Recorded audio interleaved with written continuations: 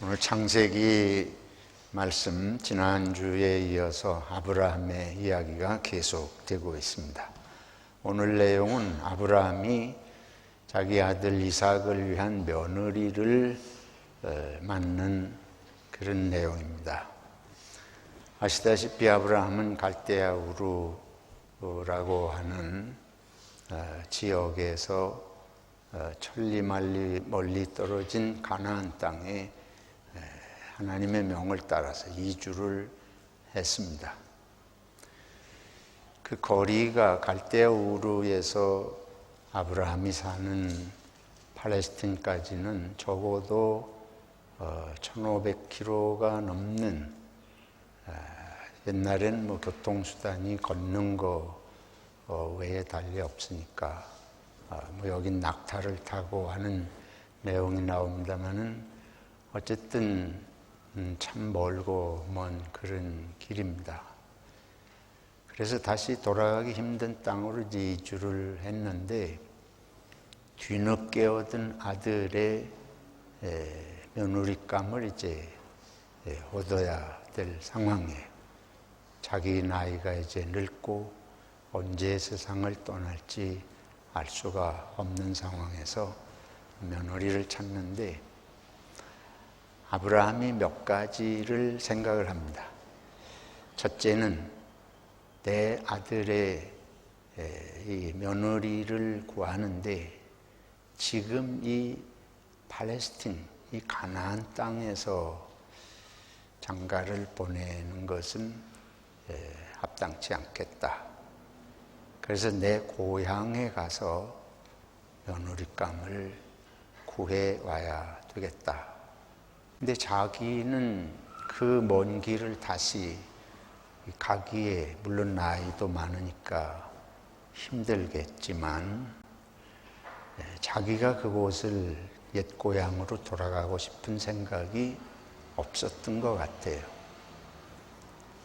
왜냐하면 하나님께서 내 옛 고향을 떠나서 지금 이곳에 정착하게 하셨는데, 자기가 다시 그곳에 돌아가면 거기 옛 사람들을 만나고 또 어떻게 돌아오게 될지 그런 생각도 좀 했던 것 같고, 그렇다고 또 내 아들을 그곳에 보내서 제 짝을 찾게 하는 것도 바람직하지 않겠다.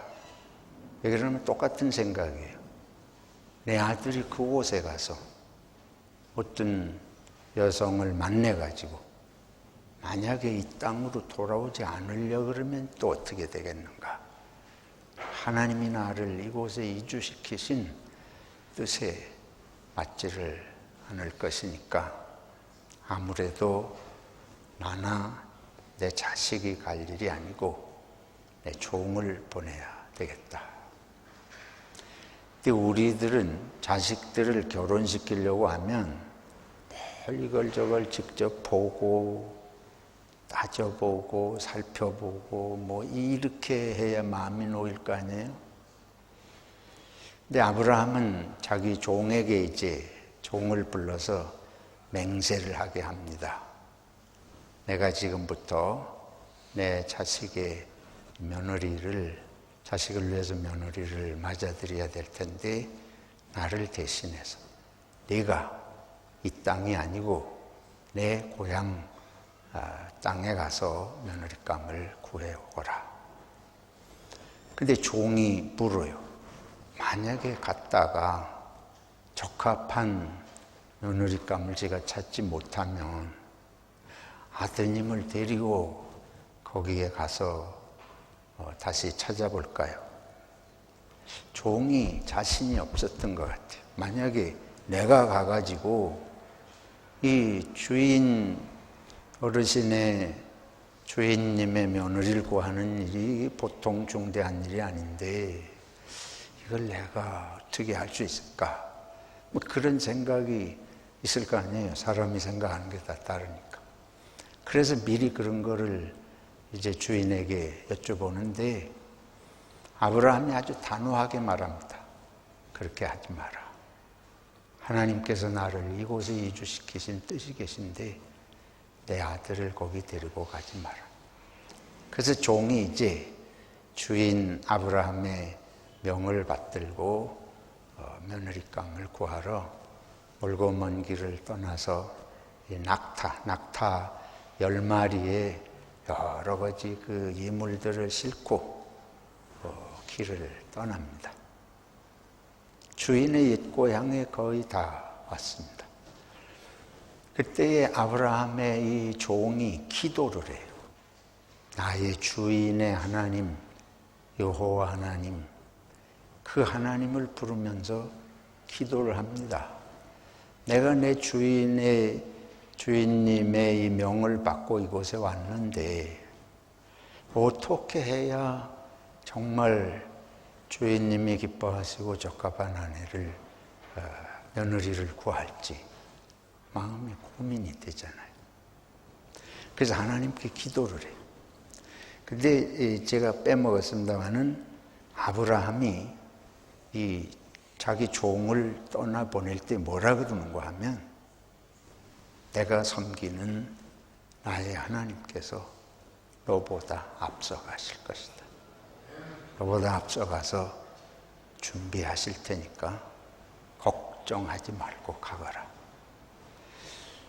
그러니까 이게 사실은 그 먼 길을 가서 어떻게 해야 좋을지 막막할 때는 그게 아주 중요한 것이 되는 거죠.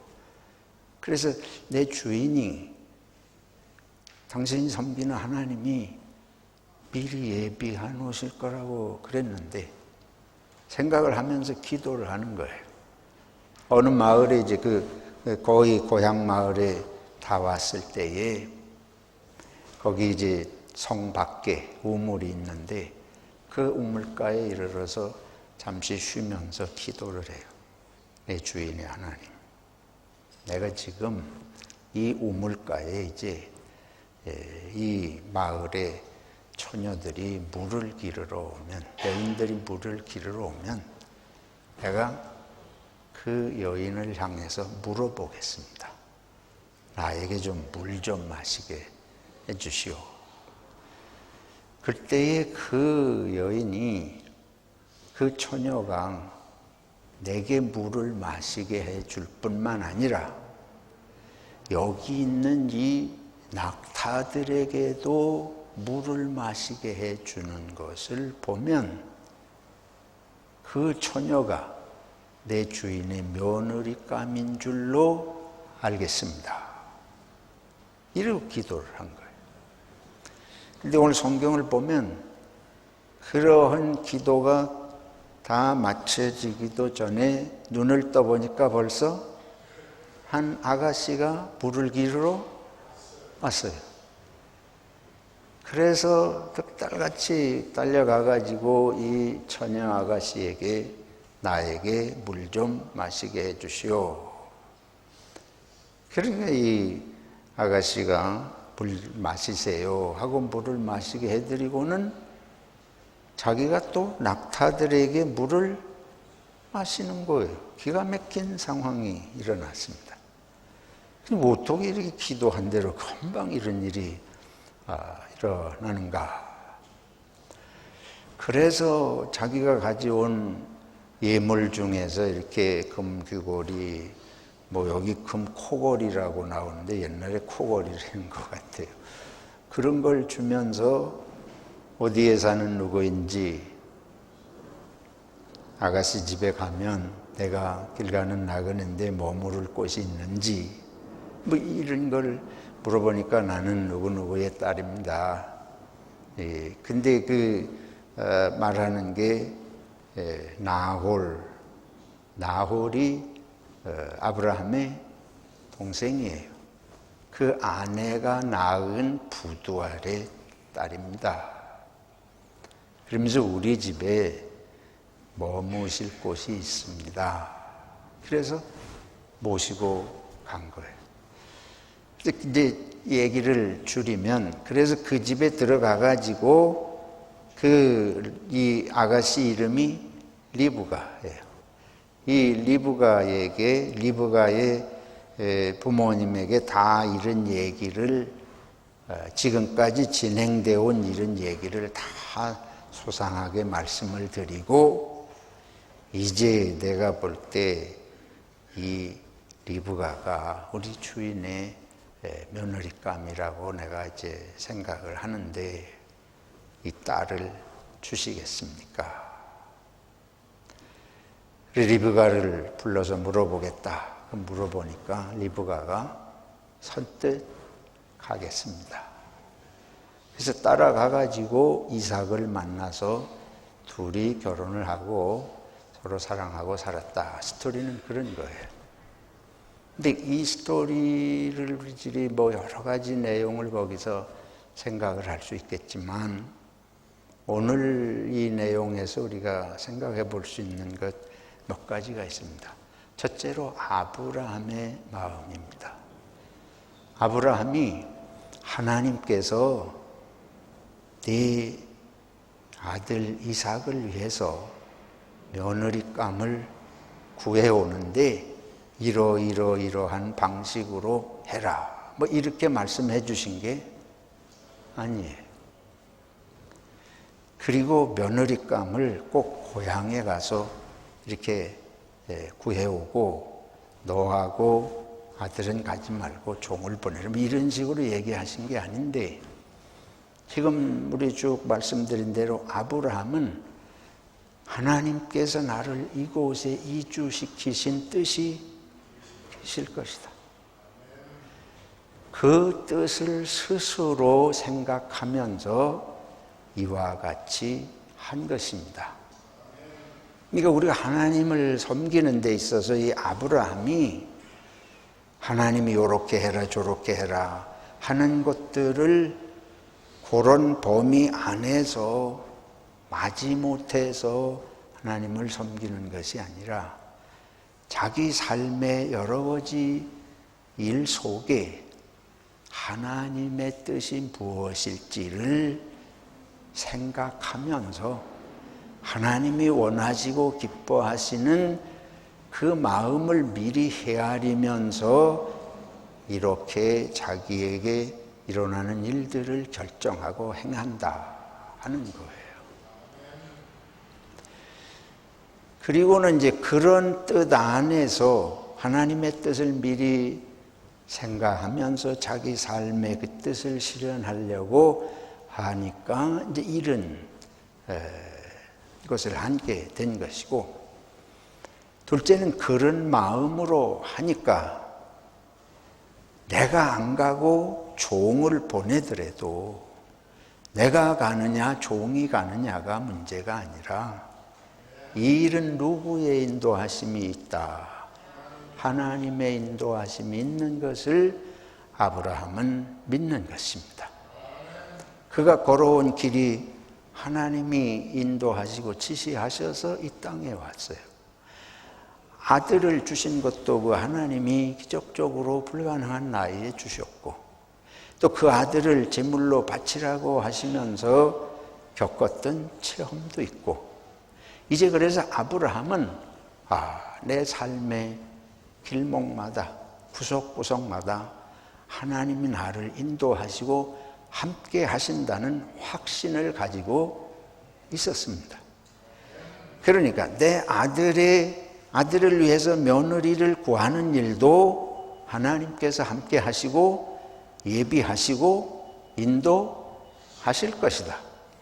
그래서 종을 보내거나 아들을 보내거나 내가 가거나 상관없이 일은 누구의 손에 있다? 하나님의 손에 있다. 그래서 자기 종에게 그런 걸 확신을 가지고 얘기하면서 하나님이 앞서가서 예비하실 것이다. 자기는 아들을 바치라고 할 때 바치려고 하니까 하나님이 뭘 예비해 놓으셨어요? 양을 예비해 놓으신 걸 벌써 체험했지 않습니까? 그래서 여기에 이런 그 아브라함의 참 놀라운 그런 하나님을 의지하고 믿는 믿음. 그러니까 하나님이 기적적으로 이렇게 해라 저렇게 해라, 우리가 점쟁이 찾아가듯이 점쟁이가 뭐라고 말 안 해주면 불안해서 못하고 이런 식의 때마다 일마다 하나님이 이래라 저래라 하시는 그런 신앙을 넘어서서 중요한 일 속에서 하나님이 역사하시는 걸 체험하고 그 다음에는 모든 일 속에서 하나님의 인도하심이 있을 것을 믿는 믿음으로 아주 성숙해 간 것을 볼 수가 있습니다. 아브라함의 종을 봅시다. 아브라함의 종이 자기 주인의 명을 받고 가는데 이 태도를 보면 가면서 지금 우물가 앞에 쉬면서 기도를 하잖아요. 아브라함의 그 자기 주인의 마음을 알죠. 정말 어떤 며느리를 구하고 싶을지 간절하고 그런 마음을 알면서 또 그 주인이 섬기는 하나님 앞에서 하나님이 예비하실 것이라고 하는 아브라함의 그 참 신기한 믿음을 보면서 자기가 그 하나님께 기도하는 마음, 그리고 이 아브라함의 종이 그 며느리감으로 여기기를 며느리감으로 생각하는 그 내용에 아주 중요한 포인트가 하나 있습니다. 물 좀 주시오. 그러면 물을 주는 거기에 물을 드리는 태도가 보일 거 아니에요. 그 물 주는 태도 하나 보고도 벌써 사람을 알 수가 있죠. 그런데 정말 결정적인 것은 내가 낙타한테도 좀 물 주시오 하지 않는데 그 물은 내가 떠서 먹여줄 수도 있잖아요, 종이. 근데 이게 나한테 물 좀 주시오 했는데 나한테 줄 뿐만 아니고 누구한테도, 낙타에게도 알아서 주는, 그걸 일부러 요청하지 않는데 알아서 주는. 그러니까 이 아브라함의 종이 굉장히 지혜로운 사람인 걸 알 수 있습니다. 이 길 가는 사람에게 물을 주고 그 낙타들에게도 알아서 물을 주는 것, 그게 사실은 귀찮을 거 아니에요. 이스라엘의 우물은 아주 깊습니다. 이스라엘은 물이 잘 안 나는 땅이기 때문에 우물이 아주 깊은데 그걸 물을 들어 올려가 가지고 낙타에게도 물을 주는 이런 마음. 그러니까 알아서 이거 헤아려서 요청받은 것보다 더 이 사람의 지금 필요한 게 뭔지를 행할 수 있는. 그런데 리브가가 그런 여성인 거예요. 아브라함도 이런 마음, 그 종이 또 이런 마음, 주인에게 정말 진심으로 좋은 아가씨를 구하려고 하는 마음, 그리고 리브가는 그렇게 할 수 있었던 마음을 지닌, 이게 삼박자로 잘 맞는 모습을 볼 수가 있습니다. 놀라운 일입니다. 하나님을 의지하는 사람들에게 이런 은혜가 있는 줄로 믿습니다.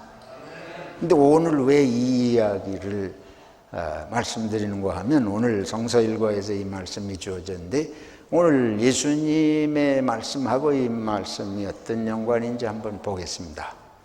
예수님께서 당시 시대 상황을 뭐라고 그러시는가 하면, 이 시대가 어떠냐, 이 시대의 사람들이 어떠냐, 잔치집에서 막 즐겁게 혼인잔치를 하고 춤을 추고 노래를 하는데 거기에 피리를 불고 악기를 연주하면서 축하의 음악을 하는데도 사람들이 춤추지도 않고 기뻐하지도 않는 그런 것과 같은 시대다.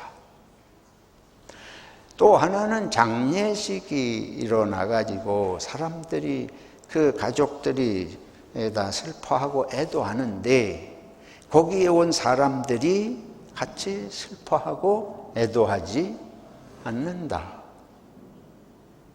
그러니까 즐거움에도 함께 하지 않고, 슬프고 애통하는 일에도 함께 하지 않고, 무엇이 죽었습니까? 마음이 없는 거예요. 기뻐하는 곳에도 마음이 함께 기뻐할 줄 모르고 슬픈 일에도 함께 마음이 슬퍼할 줄 모르는 마음이 없는 시대. 이 시대가 왜 그렇게 되었느냐? 예수님 당시에 이제 그 상황을 이런 말씀을 하시면서 하시는 주요한 것은 그 시대가 종교 시대 아니에요. 이스라엘 사람들은 우리는 늘 아는 대로 하나님을 섬기고 율법을 목숨처럼 여기는 사람들입니다. 우리는 구약의 10계명에 대해서는 잘 알고 있지만 사실 유대인들이 예수님 오셨을 때는 10계명은 문제가 아니고 그건 가장 기본적인 것이고 예수님 오시기 전에 구약 성경 말라기 선지자로부터 예수님 오시기까지 한 300~400년 동안이 성경에 일체 기록이 없습니다. 근데 이걸 이제 신구약 중간 시대라 그러는데 이 시기에 선지자가 끊어진 거예요. 구약에 이사야와 예레미야와 에스겔과 쭉 호세아 등 선지자들의 말씀이 나오는데 마지막 말라기 선지자 이후에 예수님 오실 때까지 선지자들이 끊쳤어요. 예언자들의 활동이 일체 언급이 없습니다. 그러니까 하나님의 음성을 직접 듣고 이스라엘 백성을 일깨우는 일이 없으면서 무엇이 발달하는가 하면 율법을 연구하는 일들만 이제 성하게 된 것입니다. 하나님의 음성을 듣고 우리가 어떻게 살아야 될까 회개도 하고 반성도 하고 결단도 내리고 이런 것들이 없으니까 율법을 연구하는 일이 발달하면서 바리새파라고 하는 율법에 아주 집착하는 사람들 중심으로 계명이 613가지의 구체적인 지켜야 할 계명이 발달한 거예요. 여러분 한국의 불교는 세소고개 5가지 지키면 돼요. 살생을 하지 마라 하는 것부터 불교가.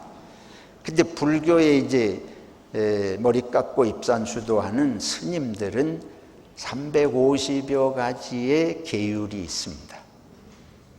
지켜야 할 계율들이 스님이 되면 그만큼 계율이 많아요. 근데 이거는 스님이 아니고 이스라엘 사람들은 모든 이스라엘 사람들이 이스라엘의 무슨 제사장들뿐만 아니고 모든 이스라엘 사람들이 몇 가지를 지켜야 된다고요?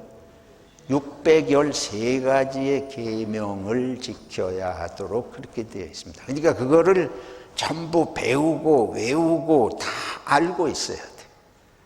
그 중에 하나라도 어기면 율법을 어긴 것이 되는 것입니다. 안식일에는 손도 하나 까딱하지 않아야 되는. 지금까지도 유대인들은 그런 계명을 철저하게 지키기 때문에 그런 얘기 들으셨을 거예요. 뉴욕의 아파트에 사는 유대인이 엘리베이터 앞에 가만히 서 있는 안식일에.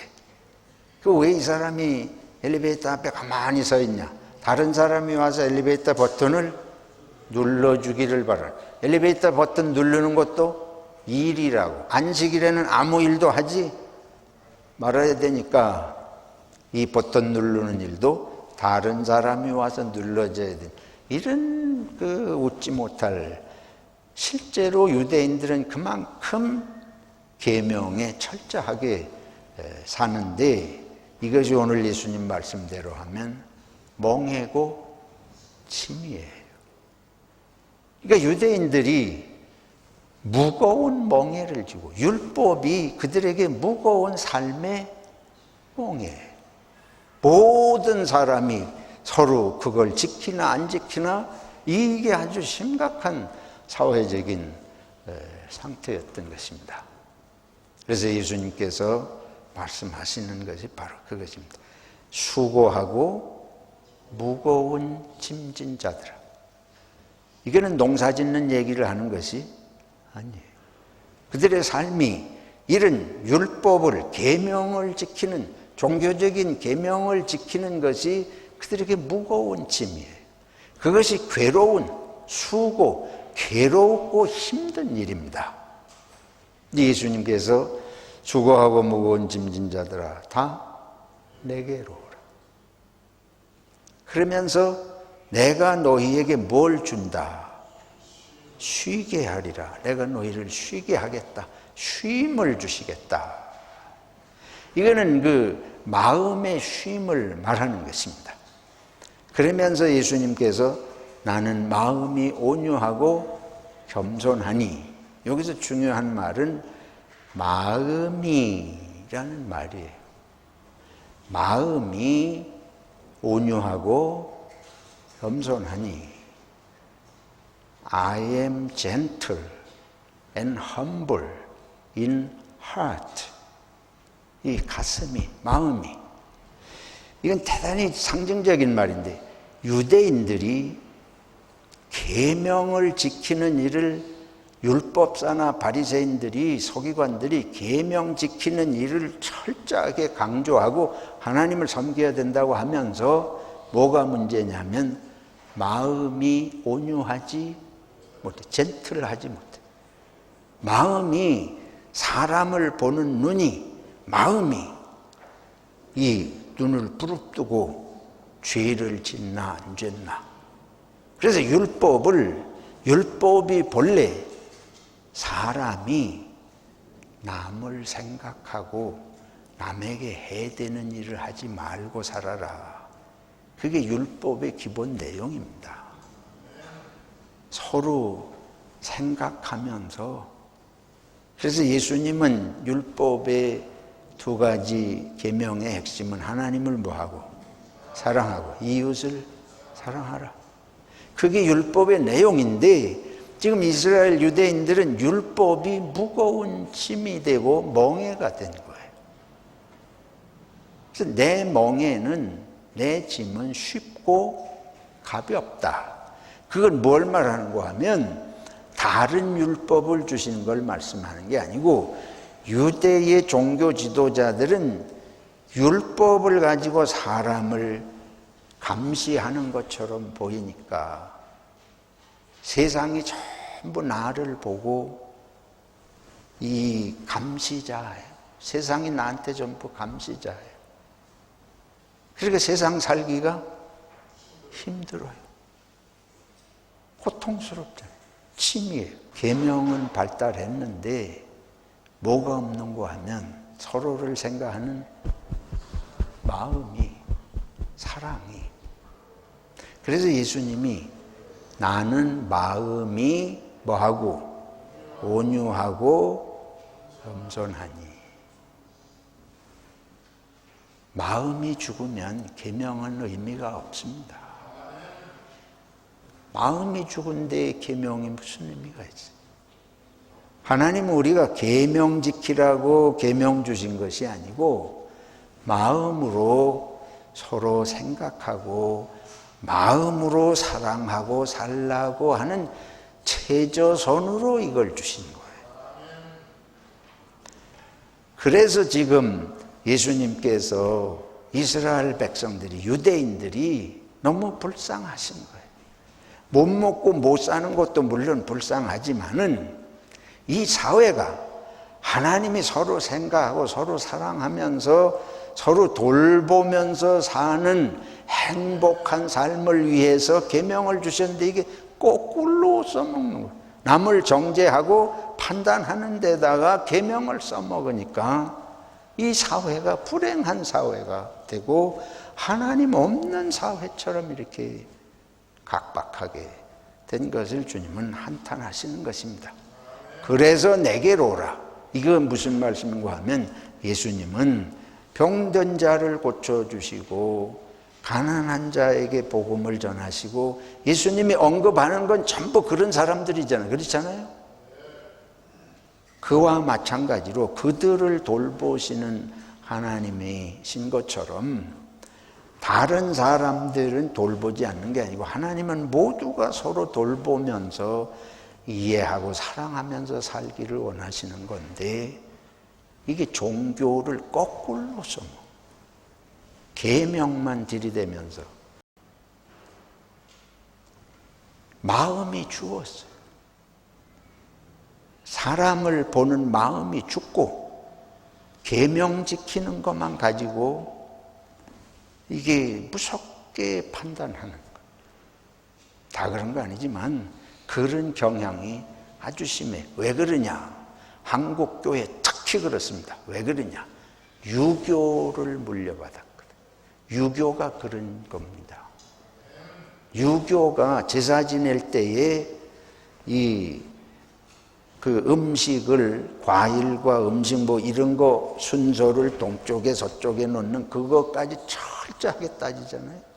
그거 하나 잘못 놓으면 난리 나는 거예요. 그러면 귀신이 화를 내고 가고 뭐 이런 식으로 생각을 하니까 얼마나 그런 거 철저합니까? 근데 우리 민족이 그런 걸 물려받은 거예요. 그러니까 교회에 와가지고 예수정신 받은 게 아니고 이 공자님도 본래 그런 정신으로 한 거 아닐 텐데 유교의 생활 습관을 가지고 교회 생활을. 마음은 죽은 거예요. 그렇게 교회 와가지고 남녀차별 심하잖아요. 남녀차별이 유교에는 아주 대놓고 하는 거 아니에요. 부부 유별해가지고 여자가 어디 함부로 말하냐. 여자는 사람이 아닙니까? 여자가 어디 함부로 말하냐. 이건 기독교가 아니고 유교예요. 성경에 여자들은 잠잠하라 그러지 않았냐. 그거 한 구절이 딱 들어오는 거예요. 그거 한 구절이 아주 진리야.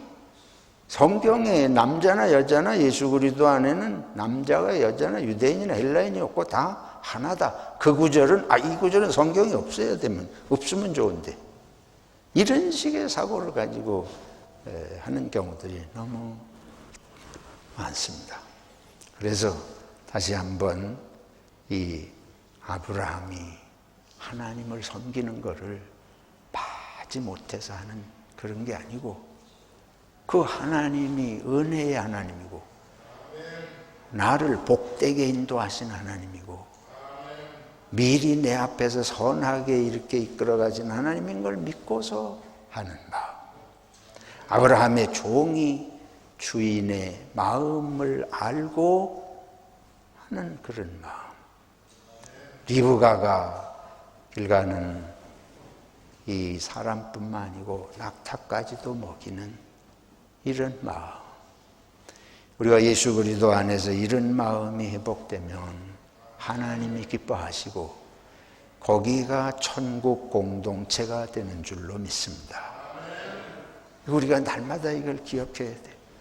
저도 이런 거를 잊어버릴 때가 많고 우리가 눈을 뜨면 사람을 자꾸 외모로 판단하기 때문에 사람을 판단하는 일은 우리가 할 일이 아니고 왜냐하면 판단하기로 하면 다른 사람이 나는 모르지만 다른 사람이 볼 때는 허물투성이죠. 마음에 안 드는 투성이죠. 특히 우리가 집에서 부부 사이에 제일 심각한 건 부부 사이. 우리는 내가 얼마나 못된 남편인지는 잘 몰라요. 나는 세상에 최고인 남편인 줄 알아. 나 같은 남자만 만나봐. 대개 그 남자들 다 그렇게 생각해요. 근데 여자들은 어디 가서 얘기하는 거 보면 엉뚱한 소리 하거든. 왜 그런 거 하면 모르는 거예요. 자기 모습은 모르고 상대편의 입장에서 볼 때는 평생 나를 제일 힘들게 하는 우리들은 내 중심이 되어 있기 때문에 남을 생각하는 마음이 아주 약해져 있습니다. 결론입니다. 우리의 기도 제목. 주님은 당신을 위해서 오신 것이 아니고 우리를 위해서 죽으시기까지 이 자신을 내어주려고 오셨는데 나는 예수 믿는다고 하면서도 마음이 꼭 유대인들처럼 돼 있다. 남을 계명 가지고 이렇게 보는 파지 못해서 어거지로 하는. 그래서 주님, 내 마음이 주님의 마음을 회복하고 남을 더 더 적극적으로 배려하는. 그래서 뭐 5리 가자면 몇 리까지 가지? 10리까지.